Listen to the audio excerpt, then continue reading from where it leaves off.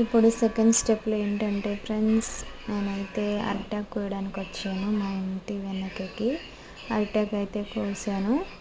ఇప్పుడు second step ఏంటంటే, మనం ఆ అరిటాకులో ముందు ఫ్రై చేసి పెట్టుకున్న ఫిషెస్ ఒక్కొక్కటిగా వేసుకొని, కొత్తిమీర, లెమన్ దాంట్లో వేసుకొని ఇలాగా కట్టి అరిటాకులో ఫిష్ అనేది పెట్టి, ఆ మిగిలిన గ్రేవీ ఉంది కదా, దాంట్లో ఇలా ఫ్రై చేయాలి. ఫ్రై చేస్తే ఈ విధంగా వచ్చింది.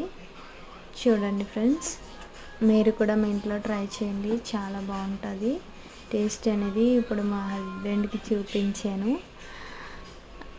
ఆయన అయితే టేస్ట్ చేస్తున్నారు.